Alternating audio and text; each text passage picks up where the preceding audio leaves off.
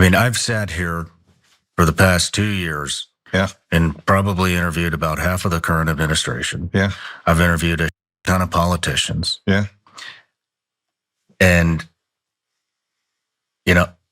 nothing they say they're going to do happens.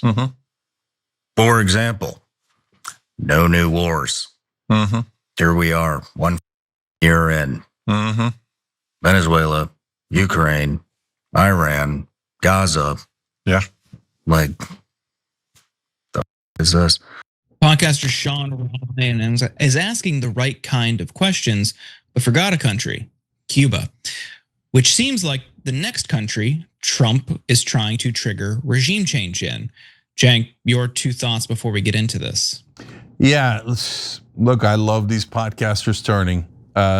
It's not like the old days. The billion-dollar corporations that ran the media like Fox News have a lot of ties to the government. These guys are all independent, and if they don't like the wars, they could turn in any second, and here comes SHAWN RYAN turning, right? Love it.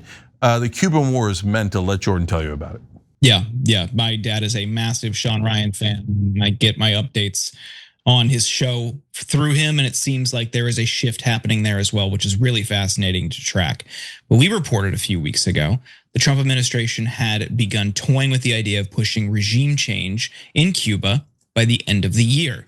Trump and his inner circle, many members of which have Florida ties, see toppling Cuba's communist regime as the defining test of his national security strategy to remake the hemisphere, according to officials. Trump believes that ending the Castro era would cement his legacy and do what former President JFK failed to do in the 1960s, said a US official who worked on the issue during Trump's first term.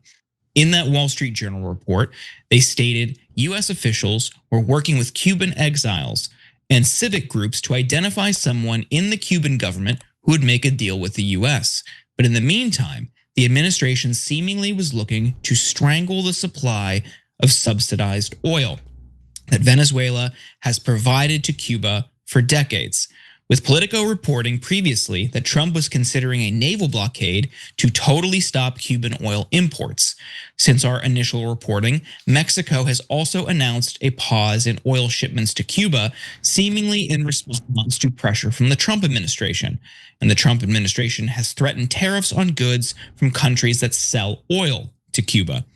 That the order, which ratchets up Trump's pressure to topple the communist government, declares a national emergency and establishes a process for the US Secretaries of State and Commerce to assess tariffs against countries that sell or otherwise provide oil to the island nation.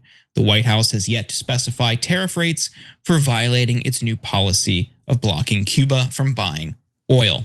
Cenk. Yeah, so we've done tariffs against Cuba. Now we're spreading it to countries that do business with Cuba, et cetera. So I understand that. But the reporting is basically, bottom line, Trump is considering literally attacking Cuba, like an invasion, by the end of the year.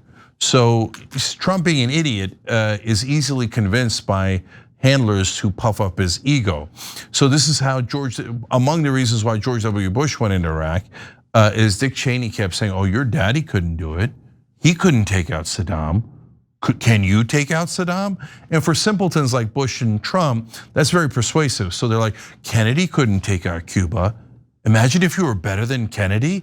So, and those folks have a real agenda, right? And Trump's like, oh, I'm gonna be the king of the Western Hemisphere. That's what Stephen Miller told me. So I'm gonna attack Venezuela. Now we're attacking Cuba. We might attack Greenland. This is mental. Look, I don't, for the SHAWN RYANs of the world, I'm elated to see that they have an open mind. And so in the old days, Fox News would have come out and said, no, what do you mean? When Trump was running, he told you he was gonna invade Cuba and Venezuela and Iran and bomb Nigeria and Yemen and Somalia and Iraq and Syria. And everybody would have repeated it. Of course, he always said he was gonna bomb. He always said he was gonna be pro-war. Now the independent podcasters are like, bro, you don't pay me. I don't know you. Why do I have to lie for you, right? No, I'm not gonna lie for you. And so that's costing him huge among independents and even now into the core of MAGA as well. So I know I'm not supposed to say it, Jordan, but I wonder if anyone said that they were going to do this. No, writing seemed to be on the wall. Every time you ring the bell below, an angel gets his wings. Totally not true, but it does keep you updated on our live shows.